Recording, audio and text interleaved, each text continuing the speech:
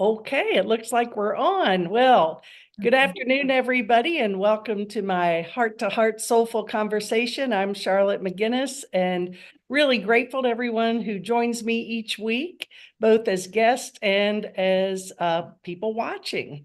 And every week, it's a very diverse group that we offer, and lots of great messages. Everybody's awesome. Everybody has a story, and that's really the point of these heart-to-heart conversations. So today is no exception, and I have Reverend Stacey Turknett. Did I pronounce that right? Turknett? Turknett. Turknett. Turknett. And I did It's know that. okay. I'm I'm so married into it. It's well, okay. you'll answer to anything, right? Well, people get my name wrong too, so I know that. So Turknett. So, well, that sounds better anyway. So I've never heard that name, Turknett. Where is that from? I have no idea. My husband's dad was adopted, so we're not really sure.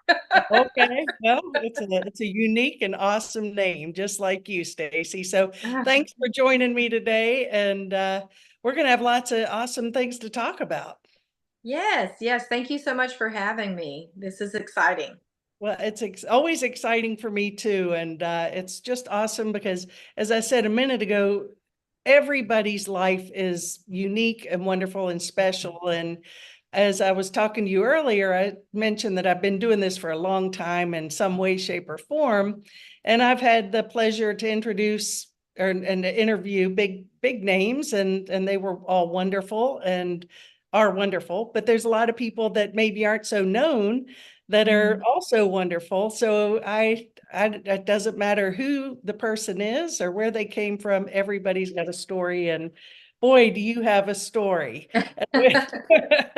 And you are just an example. One thing I will have to say is the theme that has been recurring with my guests is that most of them have been triumphant over very disparaging situations in their life. So they've had huge challenges and they've risen from the ashes and used that as a means of serving humanity. And you're no exception to that. And I'm going to introduce you a little bit, give everyone a little background here. And you're a recently ordained minister in the Alliance of Divine Love Ministry, which is awesome.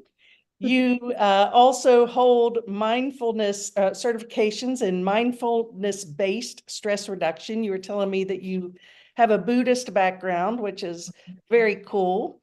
Mindfulness-based cognitive therapy, thought field technique, emotional freedom technique, and which is great stuff. And also, Mm-hmm. you can talk about that a little bit because I like to educate the audience too. So you also are a facilitator of social emotional intelligence. I want to talk about that too. Work with people in school age through adulthood or experiencing deficits in their SEI, anxiety and grief and low self-concept. You have a holistic approach, which includes using trauma, informed mindfulness modalities, and you meet the client where they are right now and tailor their social emotional intelligence plan specifically to meet their needs. And I love that because, you know, you're not cookie cutting No, any support for these people. You're no. actually meeting them where they are. Yeah, everybody has it. Like you said, everyone has a different story, Mhm. and everyone comes to me with that different story. And we want to look at where they're at and where they want to be to create that plan. And so a lot of times they come to me with anxiety, depression, just that low self-concept, just lacking some self-confidence. And so we look at those things and then we develop a plan that will benefit them. I use the EFT a lot with my clients that have anxiety issues so that they can, tap. A lot of people know it as tapping. Nick Orton, I think Ortoner, has Mhm. made it quite famous with the tapping and, here and here and here. And we Yeah. do it in a very sequenced way. But it's something they can do anywhere. So I want them to be able to walk away from session one, walk away with a tool that they can implement that day when they walk out of my office. That's the most important thing. Yeah, well, it is. And, where can Nick Ortner, I think is his name, Mhm. he's out there everywhere. And I He's guess, everywhere. yeah, just if people are interested, because it's useful for everything. Like you said, anxiety, it's good for, I think, addictions, PTSD. PTSD, really good there. And, you've developed all these skills over the year. You've sort of created a beautiful tapestry of offerings, and many of which I'm familiar with. And I really I was asking you about your emotional intelligence Mhm. and tell us a little bit about that. I'm very familiar with that because I don't know if you've ever, uh, uh, heard this before or not, but we often, when we grew up, heard, oh, you've got a high IQ, you're going to be successful. Yeah. And they actually say that people with high IQs are often not successful for one reason or another. One Mhm. reason, though, being that they don't have an emotional quotient, EQ, they call it, I guess, Mhm. emotional intelligence. And Mhm. that's just the ability to adapt to life, right? Right, right. It's being able to make those changes, being able to implement those character traits into your life, whether they're performance character traits, um, or moral character traits. But it's all of those things, and be able to have that empathy for other people, and those all those things can be taught. And so I think we're seeing a little bit more in our youth, with a deficit in emotional intelligence, because our youth is left alone a lot, or they're learning from social media, or from, oh, well, I guess TikTok is social media, but the TikToks and the YouTubes and all those things, and they're not getting that face to face connection, which we know that's causing some compassion issues and some empathy issues.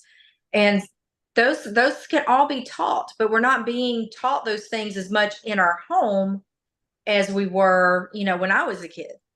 And so, one of the things that I do and have done for a very long time now is help children.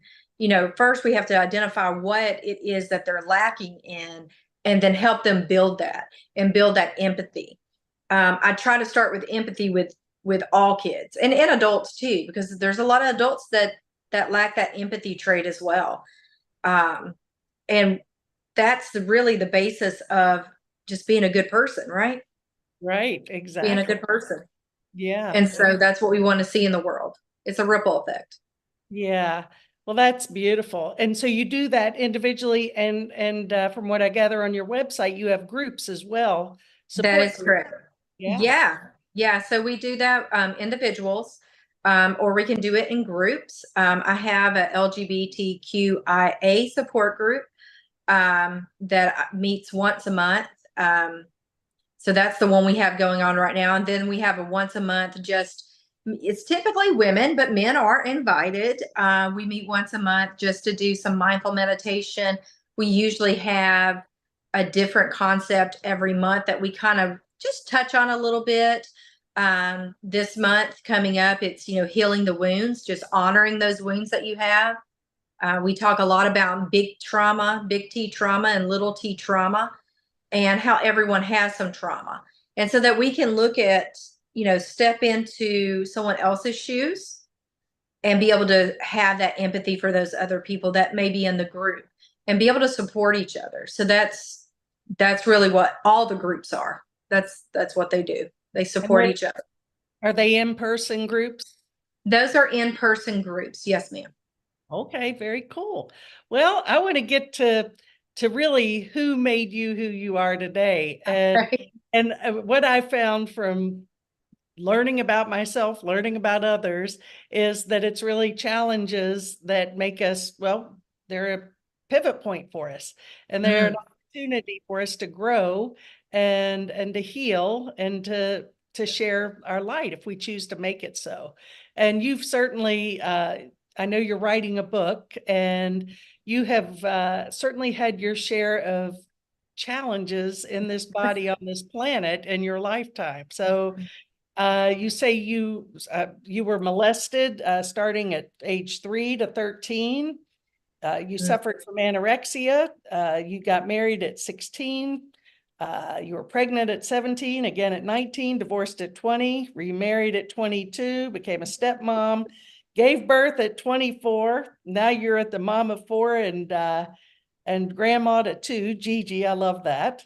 You went to college at 27. Boy, by the time you're 27, you were exhausted. Oh I my was God. exhausted. I was in Yeah. survival mode. Yeah, in survival mode. Yeah, exactly. So you grew up in a Christian household, Mhm. converted to Buddhism, but and you said you found Gabby Bernstein, who helped you marry your belief systems, and you started getting certifications and healing in order to help others.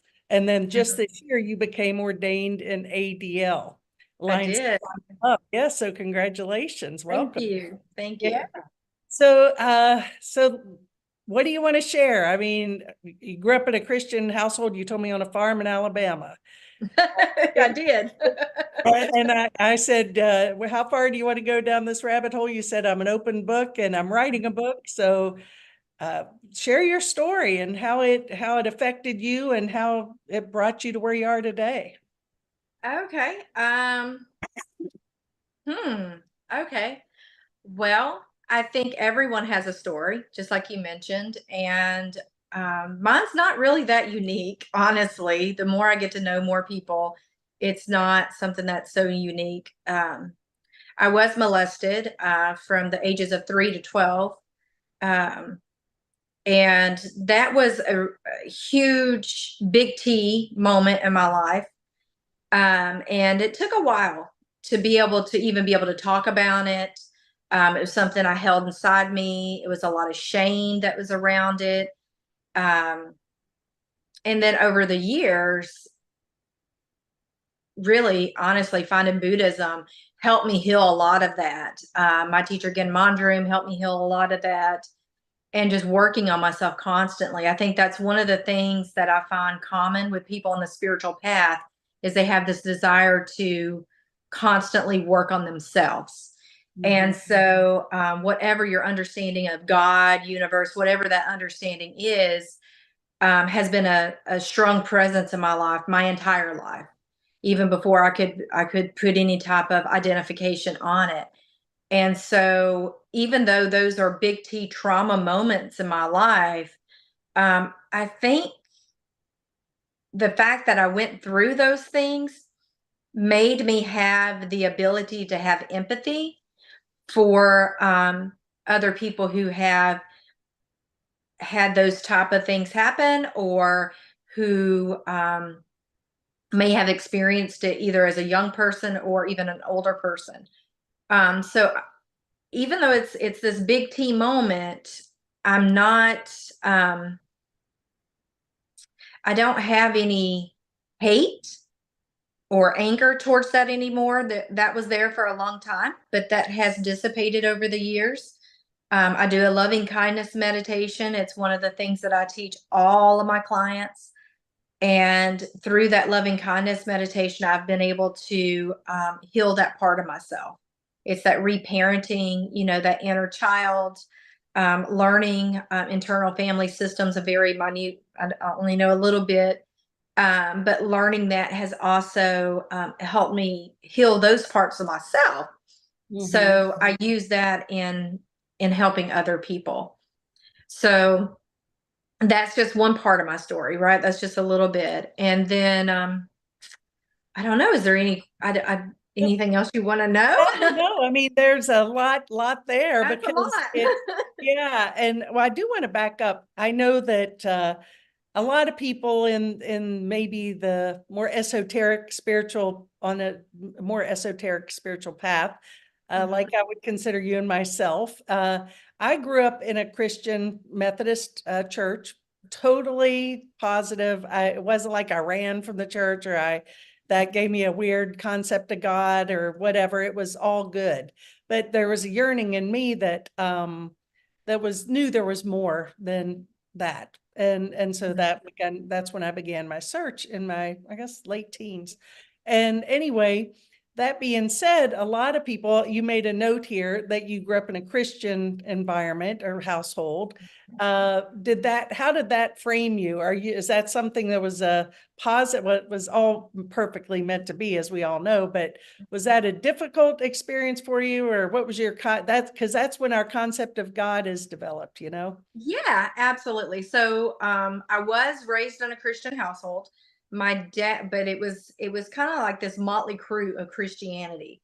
My parents, like I said, I grew up on a farm. So my parents worked 7 days a week, 7 days a week, however long, 10 hours a day, whatever. They didn't get time off.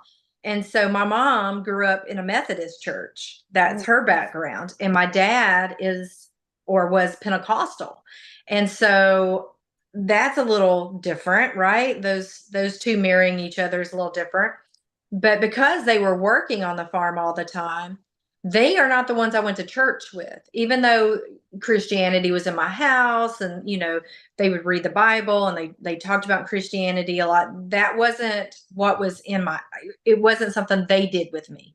And so my sister, I'm the youngest of four, and so my sister got married very young as well. That's something that is systemic in our family. And so my sister was married, and her mother-in-law actually would come pick me up and take me to church. And that was a Church of Christ. And so I tell people I grew up in a Church of Christ, even though my parents were not Church of Christ. Yeah. So it was a little confusing in some ways, but it wasn't a bad experience. I would say her mother-in-law, you know, um, she was my first teacher. She literally was my Sunday school teacher all those years, Bible bowl, all that kind of stuff. And so she gave me that foundation with, Jesus and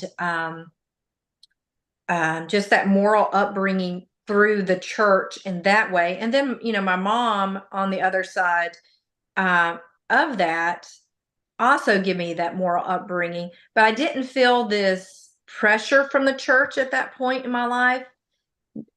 Now, I don't know how much your audience may know about Church of Christ, but there's no music, like there's no organs or music in the Church of Christ.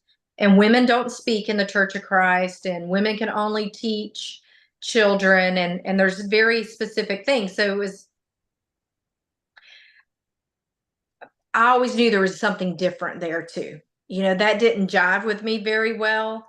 Um, and so when I was about 13, I think, I started going to church with a friend. It was a Baptist church. I remember walking into her church the first time, and there was like a electric guitar and drums, and All they right. had lights, and I was like, wow, this You is could talk. amazing. And I was hooked, I was Yeah. like so hooked.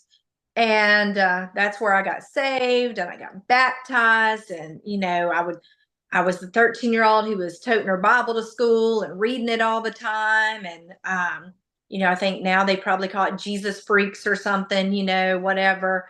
But I was very much that girl. And even as I got older and I had my first baby at 17, um, I went to church. I went to a different church that was a non-denominational church in the small town that I grew up in, and became very involved there.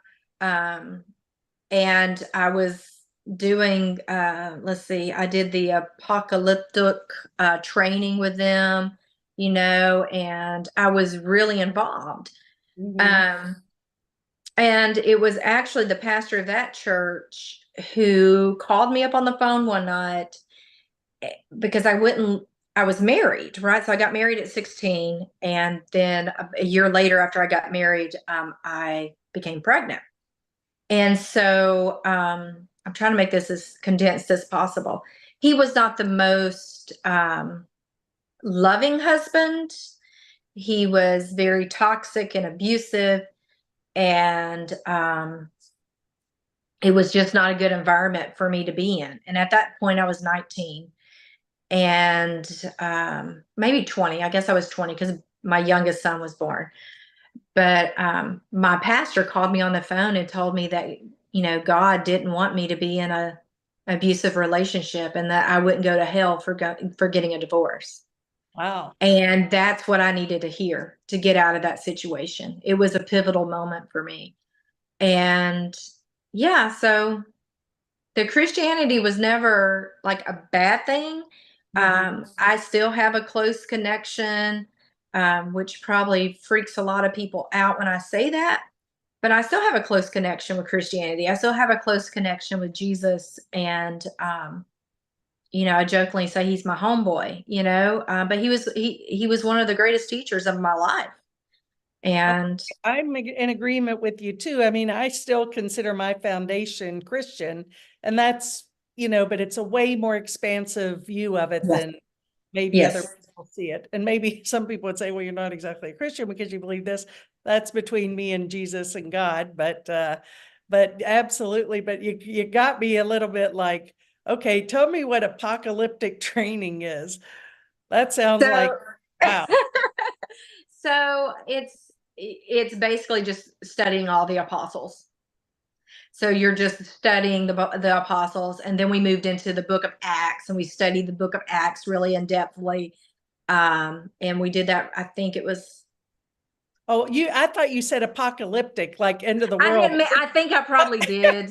That's not what I meant. Okay, I apostle training. probably Okay, did. apostle I probably training. did. Okay, I was Yeah. like, wow, that's interesting. I'd be curious what Yeah. that. No. No. We were not any. No.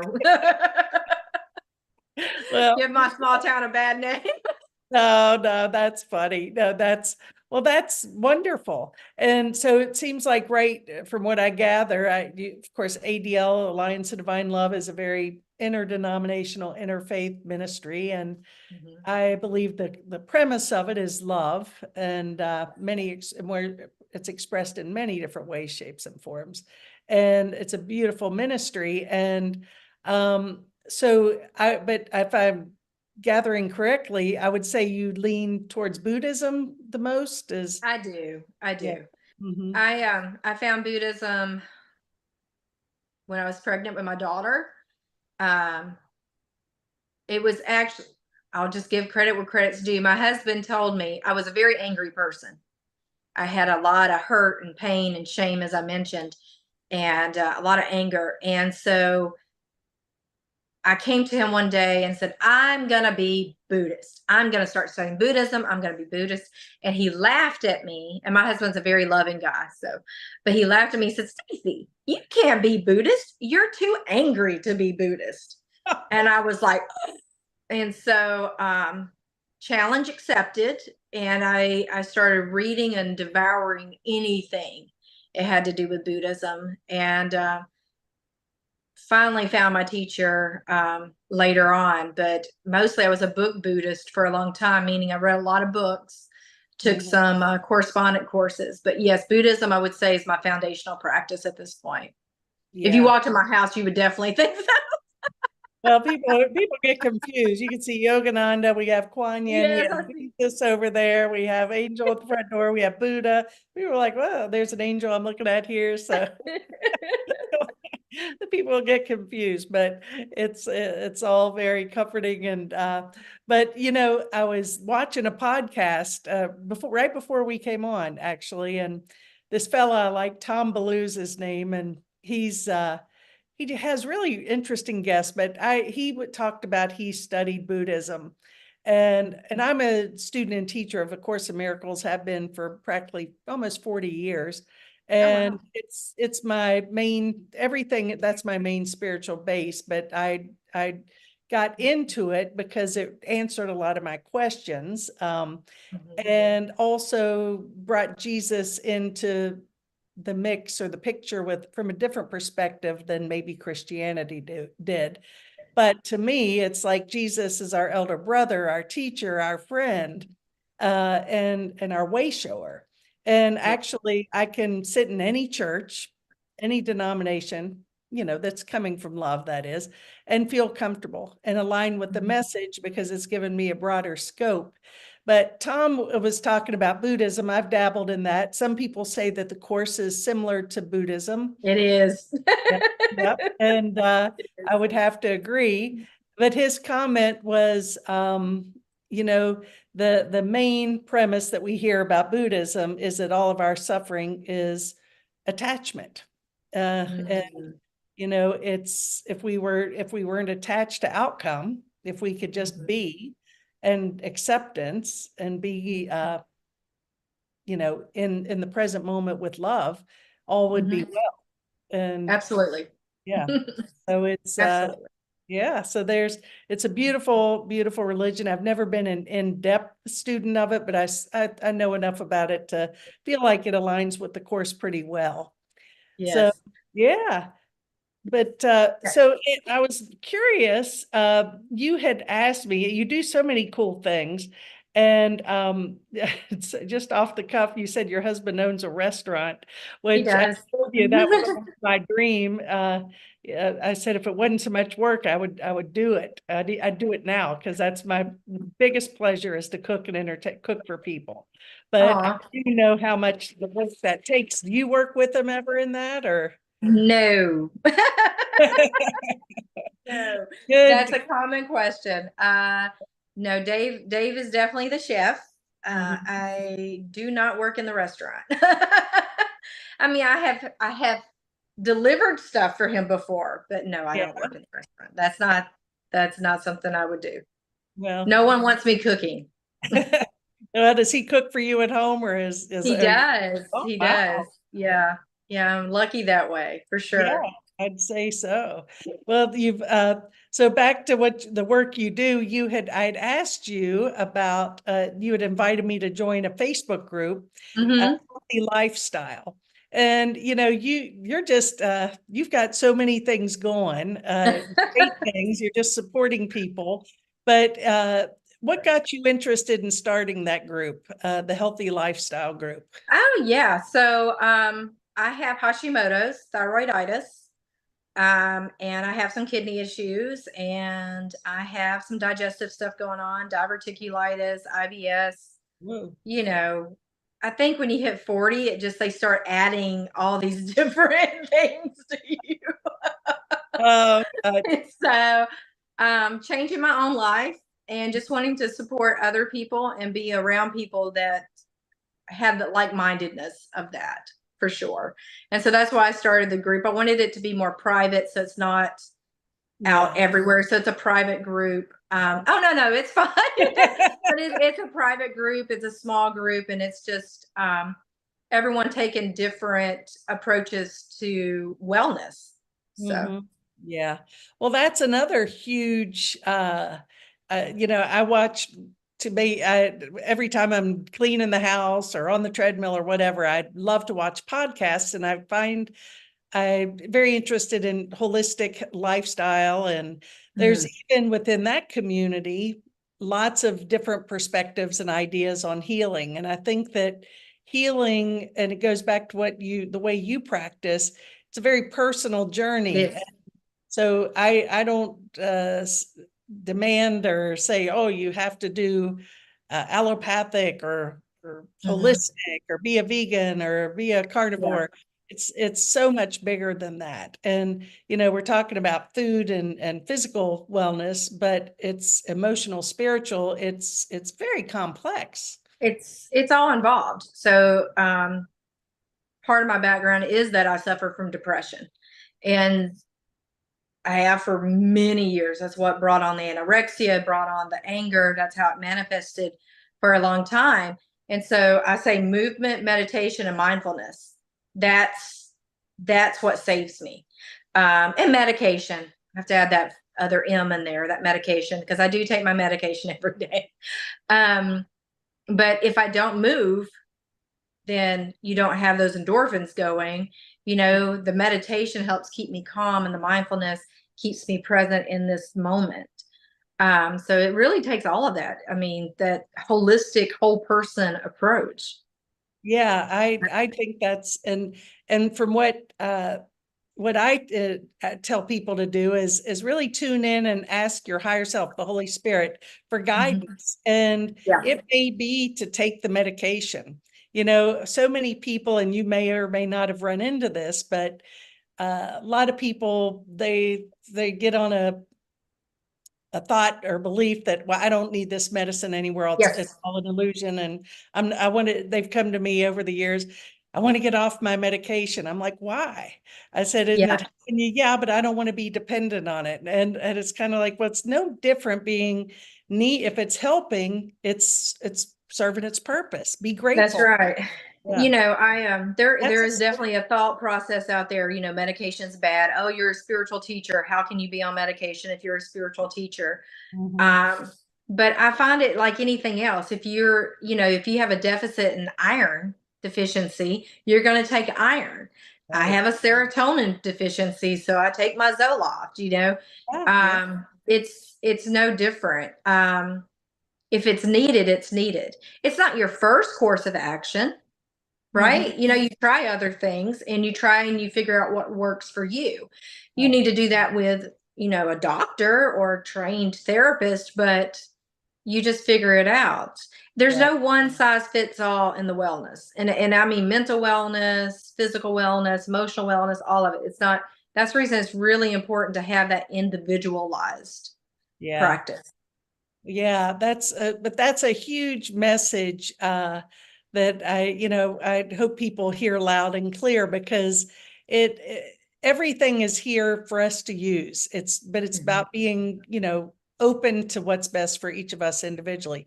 That as a therapist to client and vice versa. And I was also, this has gotten me thinking about a podcast I was listening to earlier today. And the two doctors were talking about, one of them said, well, I'm just going to come clean on the medical the way doctors practice medicine these days, not these two guys not included, but it's Mhm. basically they diagnose that through whatever blood work and whatever Mhm. testing they do.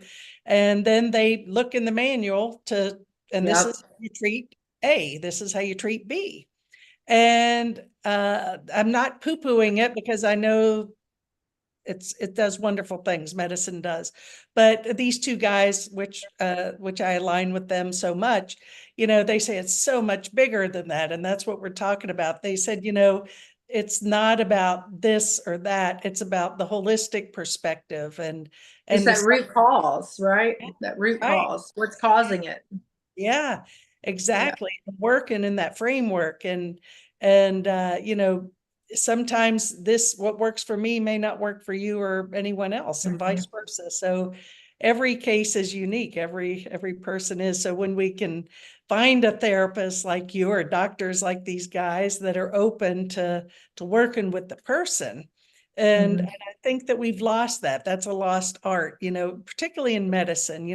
I agree. Yeah, I had actually taken a friend to the doctor. I'm being very vague, but it was interesting when I was with this person and something came up. He's like, I never heard of that. He said, get your phone out and look that up on Google. And then I showed it to him and he's like, oh, okay. And I was like, okay. So, then he was like, well, that's, what you got to do for this. And I was like, okay, interesting. So Mhm. and not to say that that was not a helpful thing at all. It's just interesting that where we've come to that. I feel like doctors have, in the big picture, and again, I'm not poo-pooing doctors. I have great respect and love for doctors, but I think that they've lost the art of practicing medicine and really working with the person. And Yeah, I really like finding a functional doctor. right, My doctor he's not necessarily a functional doctor, but he approaches it like a functional doctor. So we right. try to figure out what is causing my symptoms rather than, oh, let's just take this to mask the symptom. Because then if you take this, you have to take this and take this. So we put a lot of diet and looking at the diet Mhm. and I everything goes in my mouth. I put in my journal, this is what I ate, so I can Yeah. see what those symptoms are. Well, did this make me sick? Mhm. That's So wonderful. Yeah. Well, and you go back to ultimately, I think we're spiritually aware enough, it's taking mm, responsibility and knowing that uh, looking at the root cause and yeah, where, that and take responsibility because I'm a believer and maybe you are or not, that we came into this life, we've chosen certain lessons to learn. Mhm. And some of them can be boogers, to say the least. But if we do it correctly, we've used that as an opportunity to learn, to grow, and to be of greater service. And Absolutely. yeah, and I definitely see you, that's how you've used every one of your challenges as an opportunity to serve. Absolutely. I was going to say earlier when you were talking about the challenges, I've been in education for a long time, and one of the teachers I used to work with, she would say, "We have an opportunity here when a child was misbehaving, and instead of saying this child is being challenging or he's got a problem or whatever, she would say we have an opportunity here." And so I always try to look at that. Anytime I think of challenges, I like to say, well, there's an opportunity. There's an opportunity for us to learn and grow and move forward. So you are dead straight, like Well, and opportunity. That's what it was. I've also heard that said, another effing growth opportunity, right? That too, that That too, too, without a yeah. doubt. So Sometimes when things are going on and stuff, you'll just go, okay, guys, really? yeah, The exactly. great jokester. Or I'm not Job. That used to be one of my mantras. I'm not Job, God. That's hilarious. Not that faithful. But guess what? You were. It made you Yeah, good. yeah. I have a strong faith for sure, for And you sure. can see we're laughing about it now. And I think that joy is definitely goes hand in hand with spirituality. And Absolutely. yeah. And I think of Buddha, this laughing Buddha, and the Mhm. Dalai Lama. And we take things, of course, Miracle says we take things way too seriously. And, Yes. I'm a believer that it's uh, it's just an opportunity to learn. And what I come to find out is if we don't get it the first time or the 400th time, it's going to keep circling around till we get it. And if we don't get it Exactly. this lifetime, guess what? You're going to take it with you wherever. So Learn those lessons, right?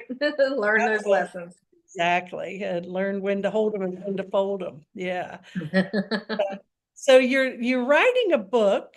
Mhm. And how far along are you with it? Is it in your mind? Is it on paper?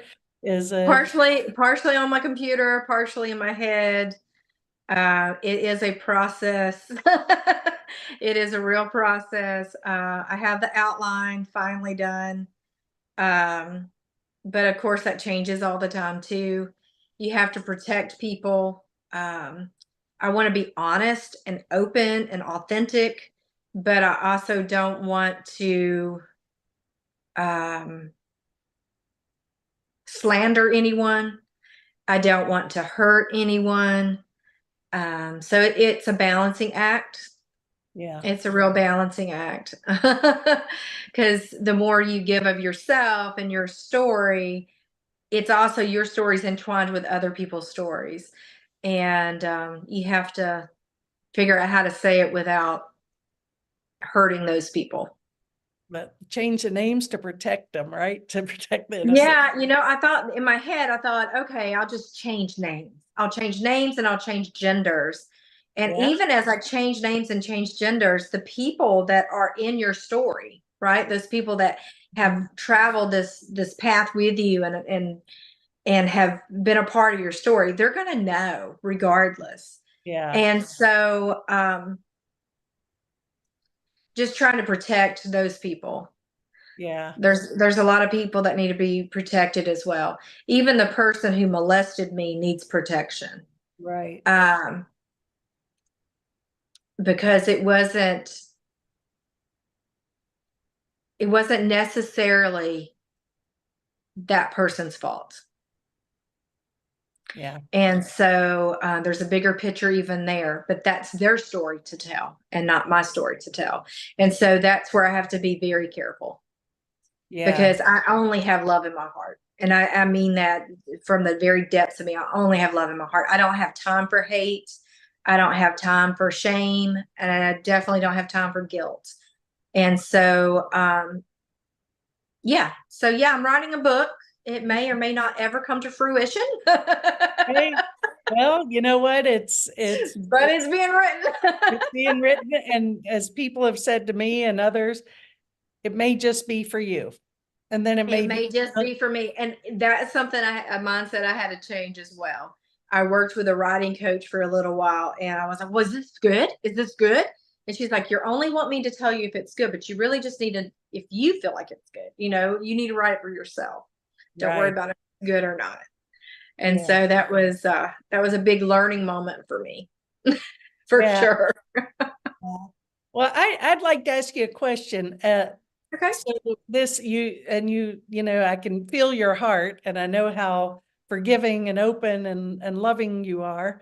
And you mentioned about your journey with Mhm. being molested, for example, and that your forgiveness, and that this person had their own story, that as we all do, right? Mhm. And I I know this is a big nugget for a lot of people a lot of people will flip off the channel sometimes, but I come to the understanding that the good, bad, and the ugly was all has been brought into my life for my highest good, even that, the sort of thing. Even that. I have not had that, thankfully. I had other lessons, but that was not one. But I think that it's when we realize that, it's kind of like, okay, everything is for our best interest. If we can see it that way, wow, it's so empowering. What are your thoughts on that? I know a lot of people are like, nope, I'm a victim. I don't want to hear that garbage. I've heard that a lot. Yeah. I think we have to take that victim out of it for sure. You Mhm. have to stop. I don't want to say stop being a victim because there's a moment in your life where that's part of that grieving process for yourself and for that person that had that happen to. Mhm. So I don't want to ever belittle that. Um, but I do think that everything I've gone through has gotten to me to where I'm at. And it helps me be able to have that empathy and that love for other people. It helps me to be able to relate to people. I was in a toxic, abusive marriage, and I'm able to relate to people in those situations because of that. I probably wouldn't be able to relate as well, you Mhm. know. So I'm thankful for those opportunities. Yeah. And I am thankful for the path that I've been on. I have faith in God, universe, on this path and wherever it leads me next. I don't believe um, I don't believe there's a wrong decision.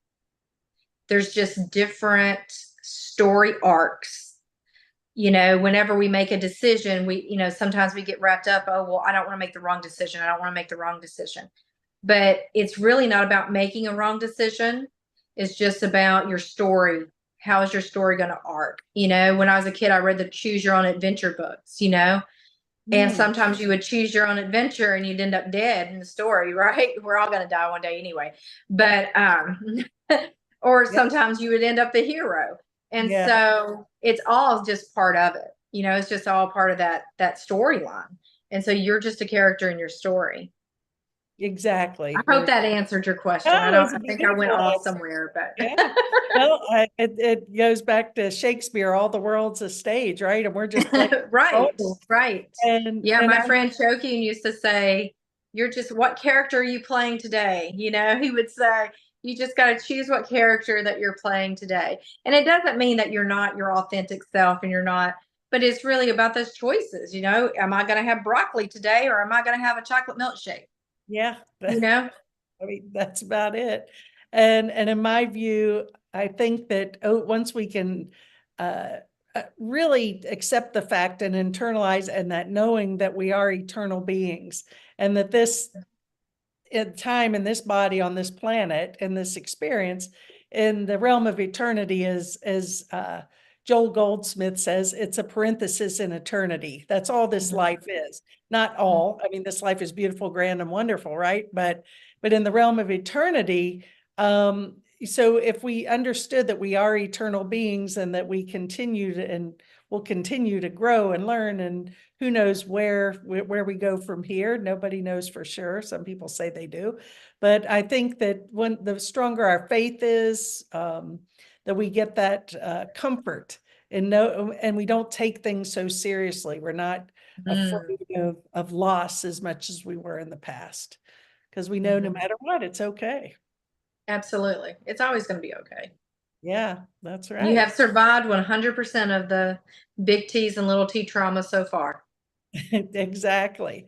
Well, Stacey, you are an amazing woman, an inspiration. And I know, do you do virtual counseling, I coaching? do. I do. I do it online and I do it in person. We use Zoom like we're doing now. And yeah, I have several clients that are not anywhere near me. Yeah. So And we do it virtually as well. well, how would someone contact you? So if you would go to my website, soultalkspiritualcounseling.org, there is contact us and get started. And get started, you can schedule a free consultation. I like to kind of do a 15-minute get to know you before anyone makes that decision or before I make that decision, because it has to be a mutual decision. And then if that person chooses to get started, we get started that way.